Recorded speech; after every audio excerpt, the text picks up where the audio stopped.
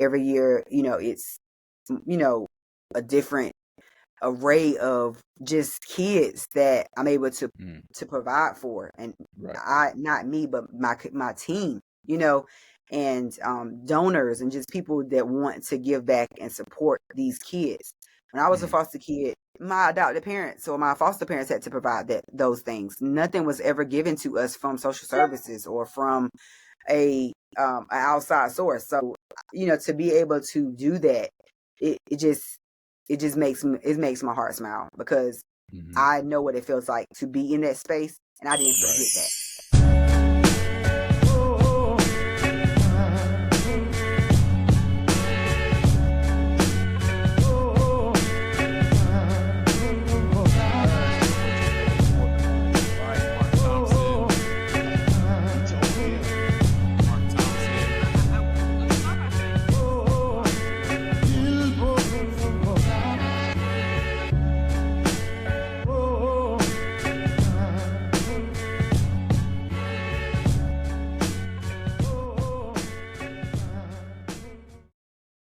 Welcome back to another Let's Dream Big CTA podcast. I am your host, your interview expert, Mark Thompson. I love doing that. It's my fun stuff. I don't know where I got that from. Anyway, I do have a special guest with me today. She is amazing. She's an incredible woman that I brought on, that I've been probably stalking because her success is always showing up on my YouTube, social media, all the time. I'm like, who is this woman? And I wanted to find out because I thought she was interesting and special to bring on this show. She's a very valuable person in this community, in this world. But let me just read her bio because I like to mess stuff up. Let me do it. So this woman, she is she's a serial entrepreneur, author, philanthropist, and mental health advocate. She is should I say CEO, founder of Ruth Proctor LLC, Business Foundations Together Incorporated, and NJFS LLC. This is the amazing Ruth Proctor. Ruth Proctor. Don't tell them your real first name. I know what the A is. We ain't gonna tell them that. How you doing, Ruth? Keep that on the low. Keep that on the low. How y'all doing? Good. Glad to have you on the show. Glad to bring you on here. I know I had fun about this, but in all seriousness, you are an incredible woman that has a huge resume, huge resume. You have several businesses you have your own book. Your book is called I Survive and You Can Too. Let me read it. I said I was going to read it. I Survive and You Can Too. Ruth Proctor self-published autobiography where she gives reader an inside look at her life that was full of trials and tribulations.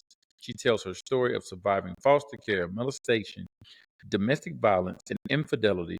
Through all her hardships, she developed tenacity, perseverance, and a toolkit for survival skills that she is proud to share with others through her book today. Since I Survive, You Can Too was released on November 30th, 2020, Proctor has been featured on numerous television networks like NBC, Fox News, and ABC. TED Talk, as well as several radio stations and podcasts where she's been able to tell her story, like this one. So this is amazing. I mean, folks, we got a celebrity here, a celebrity that's about to blow up in your city soon. But I don't know if you have never or had read her book, but I would suggest everyone gets. I'm still waiting on my copy signed so I can put it in my my bookshelf with all my other incredible guests that have great books. But this is an incredible book. Ruth, man, I know you. We've been talking. You got a book. You got a lot of things going on. Who is Ruth Proctor? First, I want to say thank you for having me on your podcast and for all you're doing to highlight others and to just give back. This is also a part of giving back, is highlighting others and their story. But Ruth Proctor is just a small town country girl from the outskirts of North Carolina. Yes. Yes. Okay, Funk Town. But for real, just from the a small town outside of Raleigh, and just really wanted more out of life, wanted more than what she saw. And I was determined not to allow my situation and the adversity and all the things that was coming my way to not, be the only story about me. And just was determined to be something more and be something greater than what I could see. No, And that's that's how that's that's why I'm here. hey, that's why you're here. I like that. That's why you're here. I think everybody's story and everybody's journey, you go through everything in your life because you are for someone else. Everything you've That's right. gone through, it was for someone else. And it's Absolutely. incredible how you've taken your storms. And I tell people, we go through storms, but you end up collecting storms so you can actually take that, all of that, wrap it up, and then make that into success. And That's right. today's title to me, I mean, when I look at folks that I'm interviewing, I look at what they've done. I kind of study your work history and look at your career. And I said, today is called Your Purpose as Motivation for Career Success. And that's the first question I want to dive into. Your purpose. How did you discover your purpose? You talked about a lot of things in your book, and we don't have to go directly deep into it unless you want to, but how did your purpose come about through all these storms you've been? Man, listen, I tell people all the time that when God got a mission for you and got something for you to do, He has a way of allowing things that we thought that would kill us to make us stronger. And my story is no different. I initially went to Central to become a a a lawyer. That's what was my mission, That's and North that was Carolina my focus. Central University for Yep, those who are not from North the North Carolina. Carolina Central University. Okay, shout out to the Eagles out there. Okay, Mhm. but went to Central to become a lawyer, and was a poli sci and public administration major. Um, and I was on a track for that. My professors was preparing me for that. They were like, you got to go to law school. You're a great you Mm, can argue. You really have the passion for it. And I got I to do agree my with that. internship, and I was like, this is not it. This is not what I want to do. And so in the midst of getting ready to graduate undergrad, I started working as a mentor in the mental health field. Mhm. And working in the mental health field, my first couple cases were teenage girls. And I just began to just see something totally different outside of what I had ever saw before. Coming from a small town, a rural town, they didn't really have any resources or services as much as they do maybe in the city. So I never knew what a Mhm. mentor was. I never knew that the mental health field was a field that I could go into. I didn't know anything Right. about it. And I started working part time. And when I graduated, um, I decided to go to grad school instead of go to law school. And from there, I noticed that even though I was in corporate, I was already working at a corporation, a major corporation. Um, it wasn't my passion. It wasn't what I wanted to do. I was just Mhm. taking a job to make money. I wasn't even in my field. And the more I began to work with the kids, the more I realized it was like in line with what I came through and what I've been through, Mm. and I could relate to them so much. Being a foster kid, being a kid without her parents, growing up and really Right. having to, face so many adversities, and people expecting me to not become anything, to just be a small town country girl that just, had kids and just, was on welfare. And I was like, nah, Right. that's not me. And so, I took that, and from there, I started working in the field and worked my way up to owning mental health agencies. And from there, Mhm. it bloomed. Say And that again, then praise God about it. What'd you say again? You said agencies, not yeah, one. yeah, God Seas. has been Oh my amazing. God. Yeah. Yeah, it was definitely not my plan though. I worked with my girlfriend opening her business. I opened up a salon and spa. We're still running, so Mm. my mindset was not on entrepreneurship, even though truly I was Mhm. an entrepreneur in college. I was cleaning houses in college part time, and I was Mhm. already an entrepreneur. Entrepreneur spirit was there, but I didn't, in my mind, I wasn't an entrepreneur. I was just making some money. Right, But right. truthfully, I was an entrepreneur from like 2002, 2003 and on. Mhm. But that's not what I thought I was. I was just making a side hustle. I had a side hustle. And Right. from, closing the salon and spa during the pandemic, not the pandemic, Lord, during the recession, when the recession hit in 2008, 2009, we all had a choice in it being an entrepreneur. That's my first business, my first Right. time owning my own company. And I'm like, I ain't y'all ain't about to stress me out in this beauty industry. Still working in Right, the mental right. health field.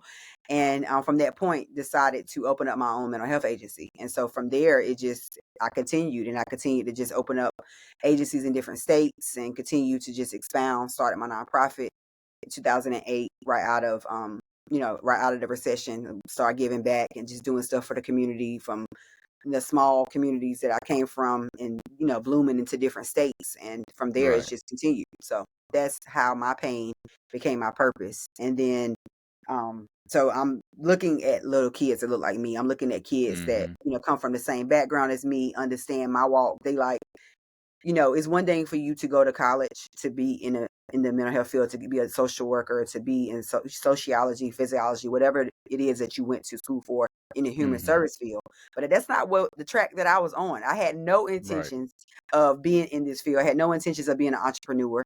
I Mm-hmm. was on track to work in city management office. I thought I was going to do something and, maybe work for the mayor, be the mayor, something in that Right, realm, right. since I wasn't going to law school. And so when I really decided to open up the mental health field, it was a calling. And Mm-hmm. same thing with the nonprofit, same thing with the book. The book was a calling, something I could Right. not ignore. My story, when every time I would explain and tell my story to kids that look like me, they just were Mm-hmm. shocked. Their eyes were, wide open because they could not Right. believe that someone like them could make it. Someone like them that could go to college. Someone like Mm-hmm. them could become something so much um, more than what they could see, coming from the projects, coming from, low income housing, whatever the situation was. Mm. But I'm like, this is not the one all be all. This, you can become Right. something more. You can do more. So that's how I am here today. This is beautiful. This is one of the things I wrote down, just hearing your story, almost parallel to mine, not as in depth as far as starting as I was younger, but there's a pivot, there's a moment where this is what I want to do, right? And to whoever you serve, your higher power, God, um, puts you on the right path.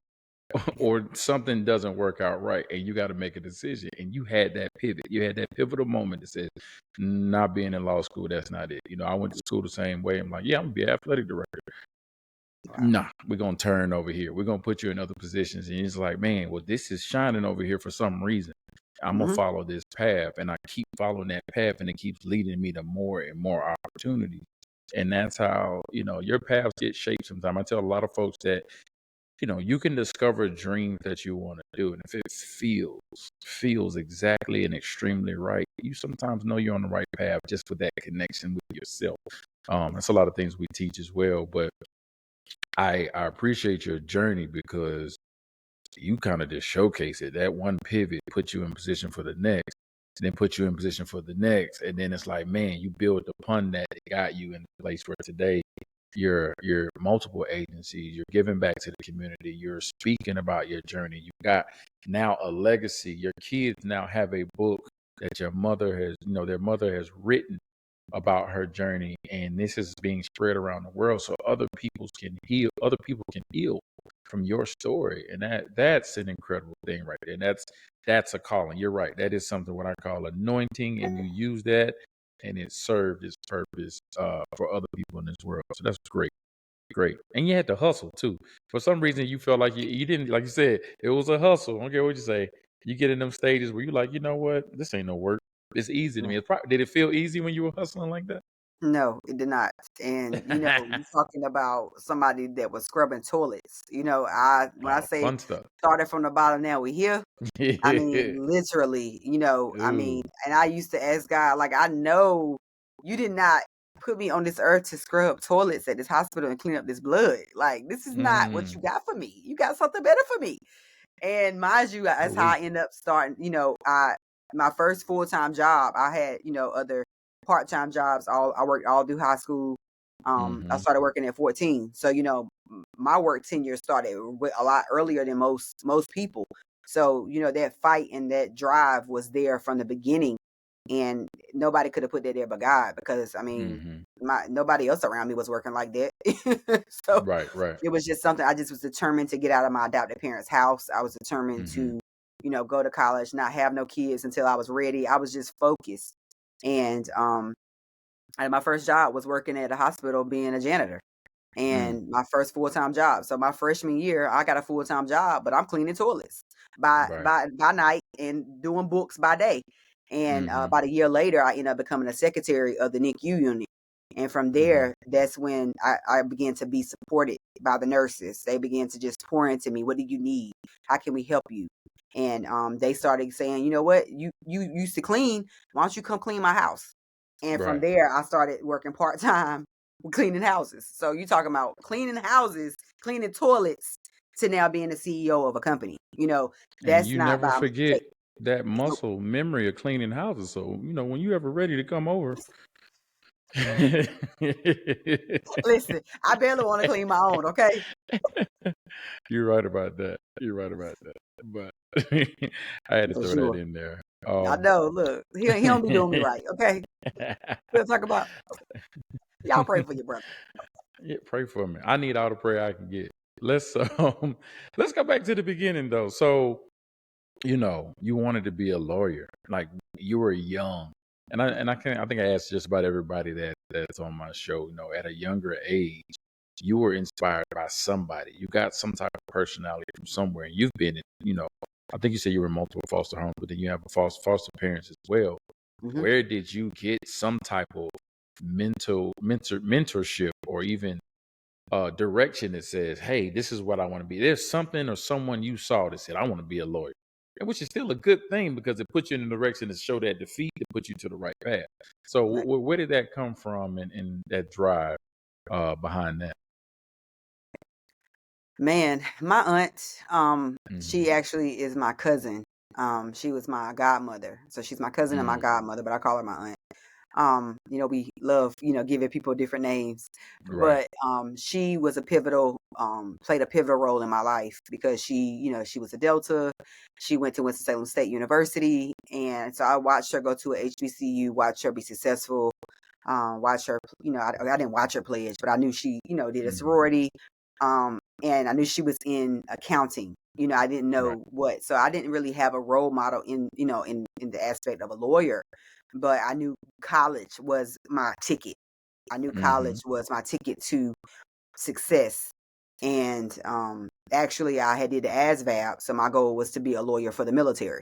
And so Right. I had did the ASVAB, and I was on track to be um 2001, I was on track to pretty much go. I started college, but I was supposed to go into the military my freshman year as well. And the military would have paid for the rest of my college. But Mm-hmm. once 9/11 hit, I was like, I'm good. This is not happening. I'm not doing it. And so um, it just really, I would say she was really the main person, her and her sister. Her sister went to A&T, and Mm-hmm. they were I would say, my model. But I Gotcha. really didn't have a model as far as a lawyer. I went from I want to be a police officer, as a young kid, to I want to Mm. be a lawyer, and that continued through college. And then, like I said, after college, it was like, nah, this is not what I'm doing. So I never really had anybody to model being a lawyer, but I definitely had people, cousins around me that went to college. Got you. Got you. That's good. It's always good to kind of dig deep into that from the history because we saw something, we could have saw something on TV, and a lot of times that's where our inspiration comes from, the things that Yeah. we're around and what we're connected to. And that's good. I want to dive into, more around your mindset. You've been through several storms and we're talking about motivation. What is it that motivates you? Let's take it back. Let's take young Ruth in her 20s and her 30s and on to where you are today. We ain't gonna talk about how old you are today. But I'm young, okay? yeah. I'm young But and fly. you are. We'll give you that. So what's the mindset? What's the motivation behind, okay, I'm hitting a storm? Because obviously you showcased a lot of stages in your life where you had to show some grit. But Yeah. that inspiration for you, it seems like you had to go through a lot by yourself. What pushed you? What's the mindset in those experiences? Like I cannot be here for this. Like my mindset Mm, was, God did not send me here to be abused. He did not send me here to be molested. He did not send me here mm, um to cry and to be, taken advantage of and manipulated. And I think he put something in me. He put something in me that always wanted more, always wanted better. And I always strive for that. And that is definitely the driving force behind everything that I've done, is because I know that I'm supposed to be here for so much more. And I can't say that my relationship with God was very strong at the time, but I've known God my entire life. Grew up in the church, even in foster care. I still was going to church. And when I got with my cousin who adopted us, because it's not just me, it's actually me and two siblings. She's is a pastor, and so I was still in the church. My real mother, my family, we grew up in the church. It's just our foundation. So even though I was in foster care, I knew to call on God. I knew to pray. I knew to call on something bigger than me.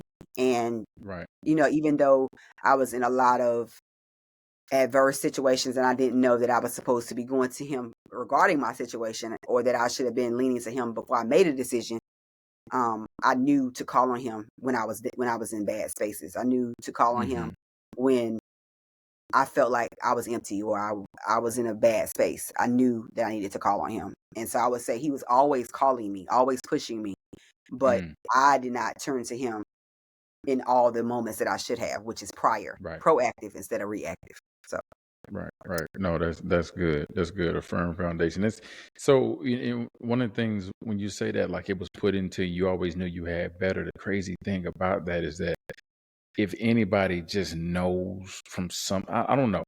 I'm trying to think of it from perspective that no matter where you come from, it's in you. But I don't know if there's a story. I think there was a story about these two twins. I think people have heard it before, where one guy was he's a millionaire, and the other guy's in prison. Both came up with the same systems, but it was based on perspective growing up. One was like, yeah, I was treated this way because of my family, and I took that as inspiration to do better. The other guy said, I was treated this way by my family, same exact story, but I took that and I did bad. So the perspective that's there's always a good better. There's always an outcome that you can push if you change the perspective. And I think a lot of people have to understand that when it comes to life, when it comes to your personal journey, to family, to your career, that it's all about your perspective. Whatever you think, that's what you put out into this world. Whatever you say with your tongue, you put out into this world. And that's important to believe and have that understanding. You can get great. You can be rich. You can be rich in so many different ways, not just money, but be fulfilled in so many different aspects. So that's I think that's the piece that we try to ingrain in these young folks as well. And I think with your programs as well in the mental health space, that is a huge missing gap, I think, when we have for our young folks today, in mental health. Yeah. Absolutely. Absolutely. Some of the situations break my heart, and some situations make me cry, and all I can do is say, hey, God, how am I supposed to show up in this situation? But having someone that walked that walk and been in that space is some of the best tools, some of the best tips, because I lived it. So I don't need to go to school. I don't need to take a training to understand what they're dealing with. I lived it. Right. So experience is the best tool of life experiences. So I That's get it a now. good. Back then. Now that you say that, I know a lot of social workers, and they have programs to kind of decompress, because there are a lot of horror stories. There are a lot of things you deal with on a daily basis, and you have to take that and then try to go back and live your normal life. I've heard a lot of social workers being divorced and also going through a lot of depression for themselves, because they are dealing with a lot of, just, it's almost like being a therapist, and you can't be a therapist. You are a therapist, but you can't be in that space, in that capacity. So, for you just kind of just explain it. You had the experience, so you can actually give a little bit more. But how do you also decompress from that? How do you tell how do you get yourself back to normal from that? Even though with your experience, is that the same for you about decompressing? Is that why you do so much R&R and self-care? It definitely is. I definitely would say the things that I have been through have taught me to love myself, to put Mm-hmm. myself first, of course, after God, and to spend that quality time and truly getting to know who I am. I would definitely say COVID helped with that as well. That silent time, I'm going through a divorce taught me that as well. I can't say I used to use all these toolkits because I didn't. Right. But music has always been a safe haven. Art has been a safe haven, and fashion. So those three pillars for me were vital, including God. So I would definitely hone in on those things. I would do, arts and crafts with the kids. I would paint. I would go to museums. I would listen to music, go to concerts. I would hone into the things that made me happy, but I didn't really realize that it was self-care until now. Now it's like, wow, you've been doing these things, but Right. you really didn't attach it to I'm doing this because traveling. I'm doing this because this is something I need. Now I get it. Now I'm like, no, it's been a couple months. It's time to go to the beach. I need to be by the water. I know I need to, reset.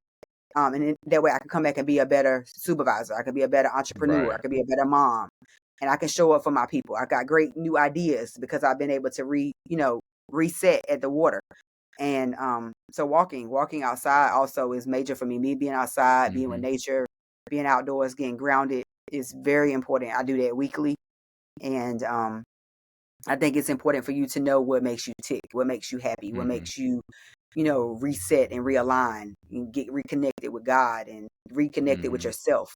And that truly helps you show up to be a better person in whatever capacity you're doing, whether you're, in corporate, whether you're, a parent, whether you are a caregiver, whatever your capacity is, it helps you to show up better in that space because you took care of you first.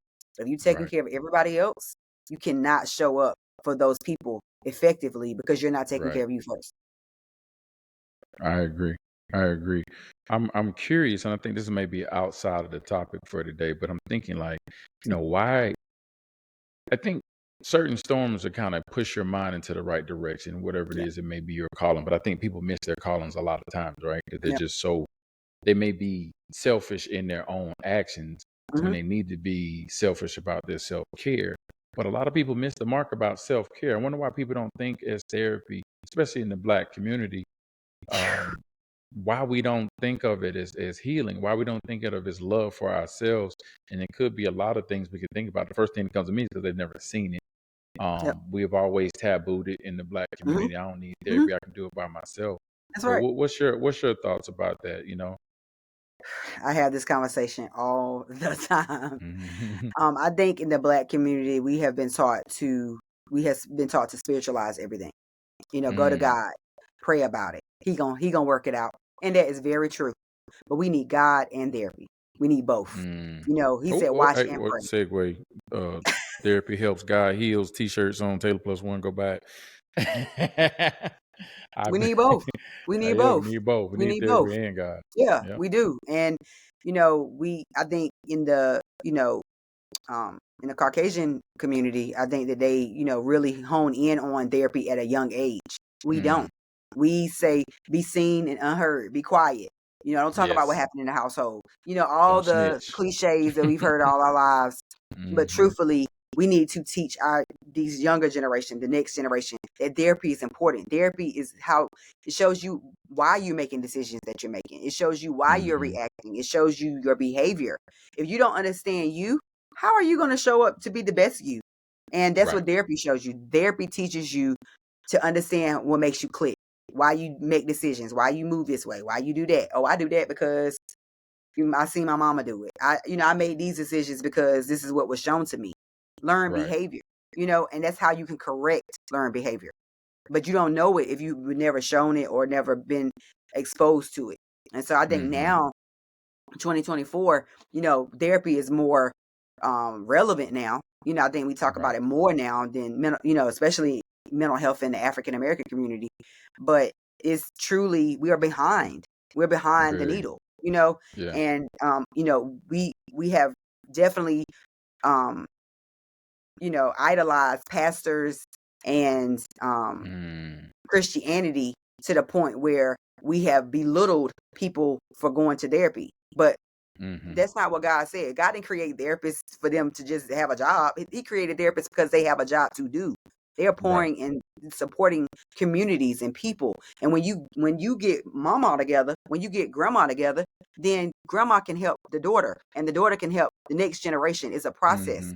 But if you don't do the work, how is the next generation going to learn? And so it's a pivotal moment for all of us to do the work. It's not one person on this earth that don't need therapy in some point in their life. So Exactly. it's Good or major. bad. It don't matter if it's good or Yeah, bad. Like that's right. you just get therapy just to talk, and open Yeah, up and expand on that's who right. you are. Because it's almost like coaching. Therapy, That's right. massage is therapy, but you can't think about mental therapy as That's being right. the same, format of just making your brain better, right? That's right. So yeah, we might need to start a campaign, something like that, because That's I right. think it's a beautiful. I tell people when I preach about it. Once I went through it, I was like, why would I done doing this earlier? My life would have Tell been me about it. different. But it came when it happened, and happened when it Yeah, happened, and it changed my life.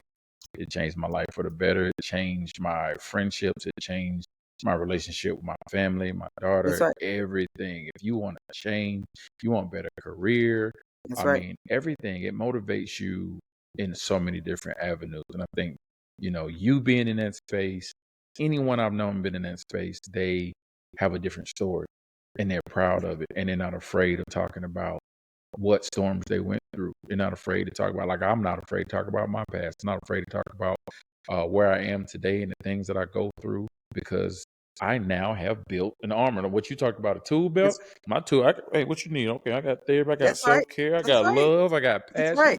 I got That's right. empathy, all of my tool belt. I got strength, I got wisdom. I got all these things now that help me prepare for any storm. So we're not afraid of storms anymore. That's right. We're That's not right. afraid to battle anything that comes our way, because now That's when it right. comes, it's like, okay, Already. time war ready. It's time to fight. you know, time to fight. So yeah, That's right. this is And good. truthfully, I did not think it's kind of an oxymoron for me because hmm I didn't go to therapy until I went through a divorce. Me too. So I'm in the mental health field helping people Well, with I mental take that health back. issues, Yeah. and I haven't been to therapy. You know what I'm saying? I didn't think hmm I needed therapy, even though I had Right. been through so much. But I'm in survival mode, right? Right. I'm Right. just Right. tacking the next thing on, like a book bag. Y'all know that picture that I cannot think of the artist. It's a black artist. He did a picture of a woman carrying a big bag over her back, and then it's just trash all on the ground Oh behind her. yeah. And that picture, I actually have that picture in my home.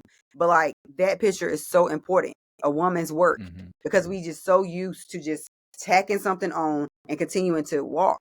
But that's not what we're hmm here for. We're not here to carry that. That's not our Right. job. That's God's job. And Right. when I got to a space where I was like, when you truly get to a space where you realize I don't want to make the same mistakes over and over again. I want to grow. Mm. I want to teach my children something different. They were my hmm inspiration to go to therapy. I wanted them to see a healthy mother. I Amen. wanted them to see a healthy relationship with a man. And that's hmm when I was like, it's time. But until then, I was good. I felt like I was fine. Right. Right. You would tell yourself everything you think you need Yep. just to be comfortable. That's right. But everything you did when it comes to healing is not comfortable. It's No, not. it's But not. it helps you grow.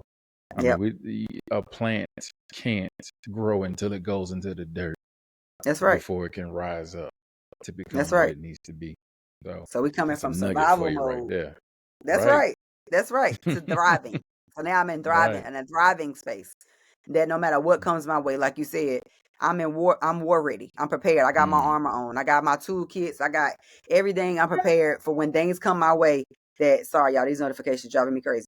When things That's a come my businesswoman. way, We ain't worried about that. That's the money right there. Every ding means cash. Tickling. You I need to wish change it if to that was money every time that thing, I'll be rich. Okay, but just really like understanding that everything we go through is for a purpose. Even if mm, you're going through something to help the next person, somebody's gonna come to you and say something to you, and you're gonna be able to say, you know what, I've been through that. This is what you can do. right. This is what you should do.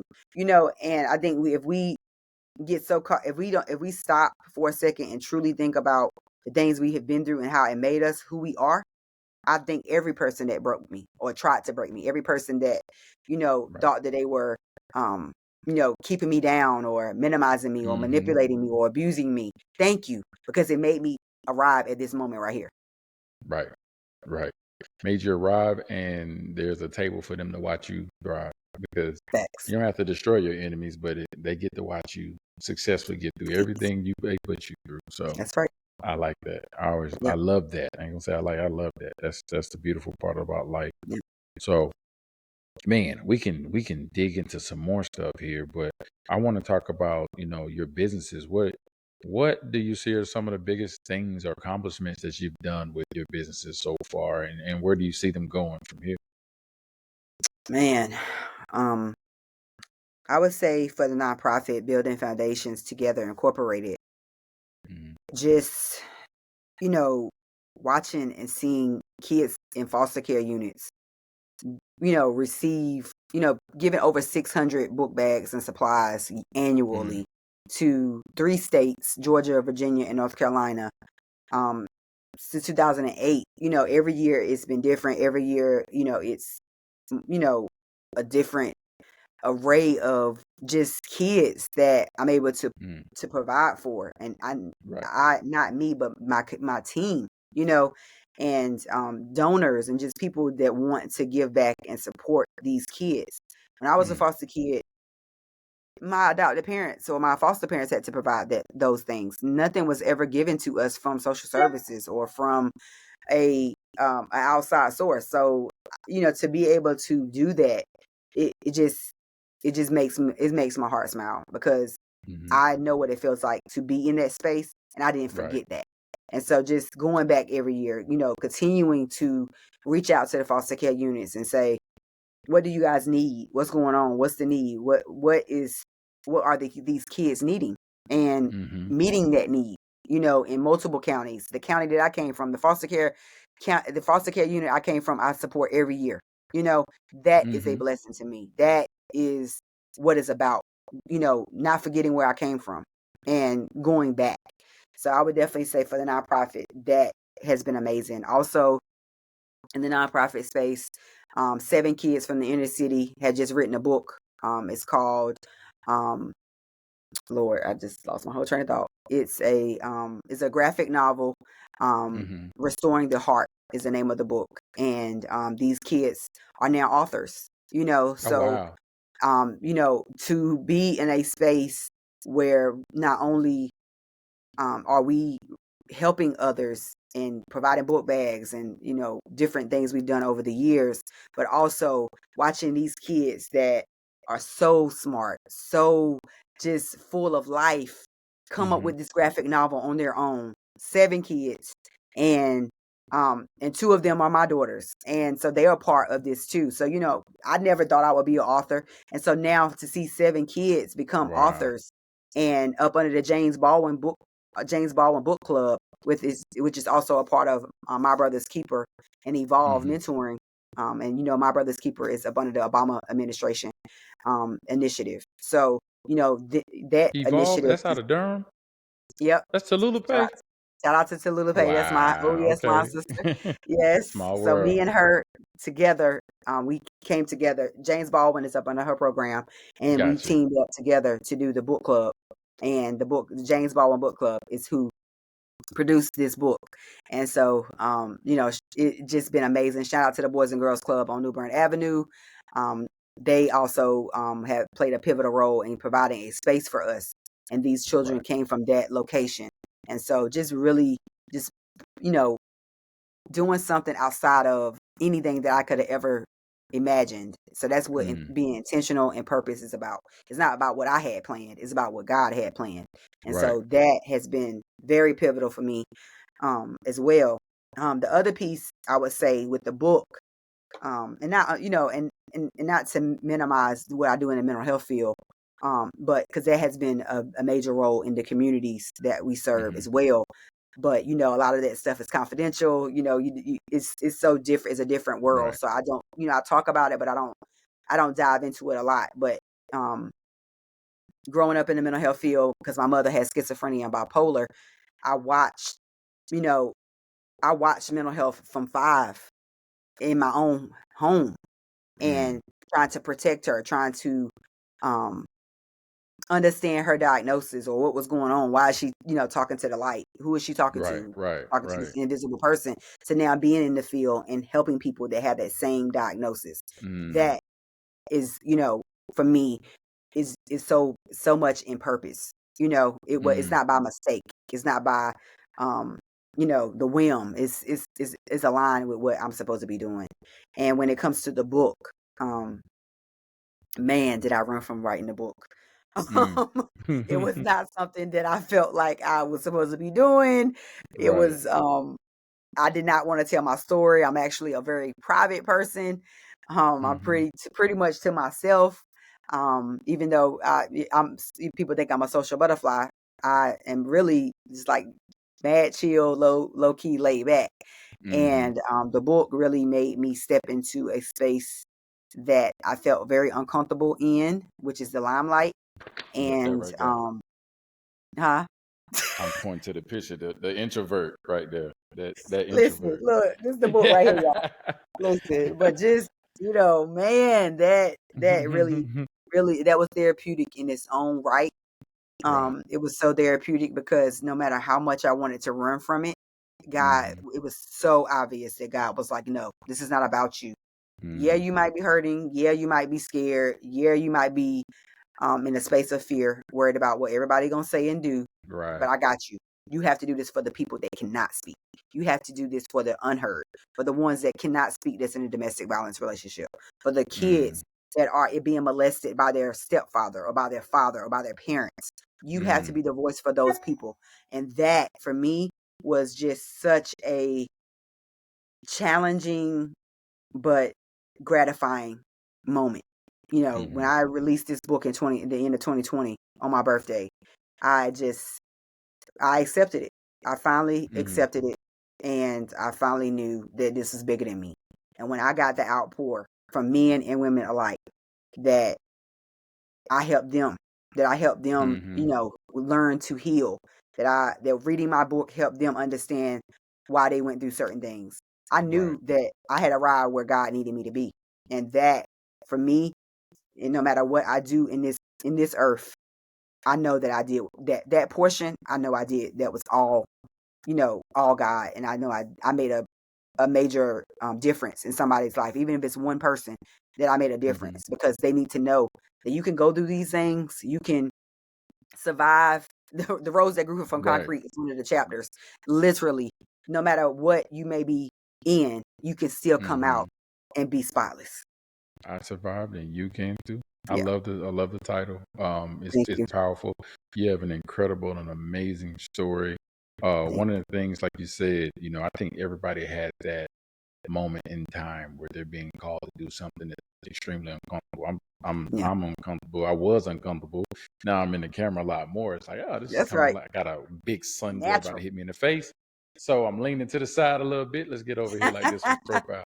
So, but one of the things about it is what you started to understand is that there was an impact. I think we talk a lot and we talk about your story. But one of the things I don't think you've ever heard you say, but I'm capturing notes. Leadership. You are a very persuasive, impactful leader. Those are qualities that we talk about when folks need to get a career and the things that they've gone through has shaped them. So being a boss, being a CEO, you have to be a leader. In order to be a leader, you must understand certain things. You must go through failure, but you also have to have people that back you up and believe in your vision. This is how you've created so much in your life. The book is about, it is you taking leadership of your own life. Your Yeah, businesses is about taking leadership of other people's lives and getting people to help you do that to impact the world. You are an incredible leader. I want you to make sure you shout that from the mountaintops too.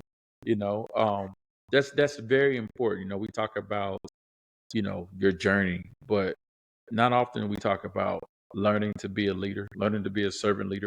What type of leader are you, not only just for yourself, but for your family and maybe in your workplace? I think even in your community, that's really important for people to define. And this is huge right here. You're a leader. You're a great leader. I want to tell you that right now. Give him thank you. flowers. Thank you. Yeah.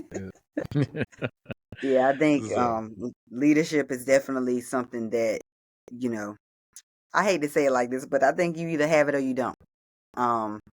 And mhm. I was born with it. I was always different, always, you know, picked on, and the one that really didn't mess with nobody, really didn't deal. I was never like a person that was about drama or nothing like that. But I was You sure always about that? a You positive. from you from Check my Punktown resume. now? I don't start no problems. I don't want no problems. You ain't But from Fayetteville, so you don't count. You're right. oh, You're right. we You're a good girl. Jesus, You're a good girl. Vietnam. Yes, but I when you have a survived, light, and you can too. that's right. How I Facts. survived Fayetteville. That's Oh, my book. Jesus. Ooh, gonna drop it. Gonna drop it, y'all. Y'all ready? Right. But when you Yeah. have a light on you, it's undeniable. And that's something that I had to understand and step into with doing the book and going through therapy. Like, you trying to Mhm. run from it, but it's on you, baby. It is what it is. You gonna Right. accept it or you gonna run from it. I'm Yeah, trying it's to on you run from literally it, but right it's now. on me. Okay. It's on me. That's a word, and it fits right into the message. It's on me. I can't run from it. It's That's here. right. Don't run. No, And that's in it. good. That's good. That's good. Well, I'm not going to hold you up too much longer. This was incredible. You dropped a lot of nuggets in science, and we probably could do this. I know we've talked a lot, and it was good for us to catch up and really sink on what we could have discussions for. But your life, your story, your journey, I feel like everybody needs to go grab your book. I Survived and You Can Too is an important book for Black women, for young people out That's here. Look at it. Yeah, that's a whole different woman. I saw the book. So this is what I was seeing on social media. Like, who is that? Let me find out. I mean, it's very interesting to see, versatile. such Versatile. incredible people, but you see the personality match it. Ruth, no, she's definitely an incredible woman. I mean, if people wanted to contact you, how could they reach out to you? They want to pick your brain. They want to learn more about you, your story, your journey after reading the book. How can they reach They can go onto my website, www.aruthproctor.com, and you can book a consultation with me. You can book, the consultation pretty much is what starts the process. Like if somebody wants to book me for public speaking, I speak and do you? motivational speaking. I do lunch and learns, just all different kinds of things. I do consulting regarding opening businesses for business owners, especially if you are in a capacity of the mental health or the nonprofit sector. Mhm. But all in all, if you want to get the book, same thing, www.aruthproctor.com. If you want to support the nonprofit and give back to the foster care units, the website is www.bfoundations. B as in boy or B as in building, bfoundations with an S.org. And support. We'll have our annual book bag drive coming up in August, where we provide all the local units in North Carolina with book bags and supplies. So please continue to follow. Go support us on social media, Instagram and Facebook. Facebook is building.foundationsnc. Instagram is building.foundations. And just support the babies, man. It's a Mhm. major need. And we also do support Virginia and Georgia. Haven't supported Georgia in a while since COVID, but we are looking to team back up with Georgia foster care units as well. Again, I'm coming soon. Good. Great. That's great. Great. Remind me of that too, because Career Transformation Academy would love to donate to all of your businesses, and especially anything to help the kids. I think that's Thank you. highly important for Yes. this world. Yes, So, and we are 501c3, so you can get your letter, tax write-off, no problem. We are legit. And like I said, for real, we really love giving back and just doing more programs, and hopefully to be doing more programs this year, and going into the fall. Yeah. this is good. So this was great, great conversation. Your purpose as motivation for career success. I think your story alone helps out. And just to let everybody know, if you definitely want more content just like this, continue to follow us That's right. This is Career Transformation Academy on YouTube, Facebook, Instagram, TikTok. We're everywhere. You see God just shining them. I just got the light on me. I got to move over here to the right now. But you can follow us. I drop all types of nuggets and information, wisdom, mindset, everything that you may need or want to know to highlight and enlighten yourself for your future. But if you do want to get to the bag, if you do want to increase and change your life and get in a better career that creates fulfillment not only for you and your family and empowerment for yourself and change your lifestyle, contact us at www.careertransformationacademy.com. My associates, our interview experts, recruiters are ready to serve you and get you on the right path to change your life. We are here for you. So sign up today, book a session. It is free to talk to us and we'll get you right. But again, Miss Proctor, I appreciate you so much. This was awesome. Great conversation. I'm sure we're going to have more conversations. I might have to bring you back on for another round, season 3 or something like that. But this is a awesome time. And no, I got to go on your podcast next. So that's right. That one's going to be dangerous. I get to curse on that one. No, it's fine. Ooh, no, you don't. I'm joking. I know I'm not cursing on that. I'm saved and sanctified. No, you be yourself, Phil. Yeah. Thank you for having me. Again, I appreciate you. And we are signing off. Peace, everybody. All right.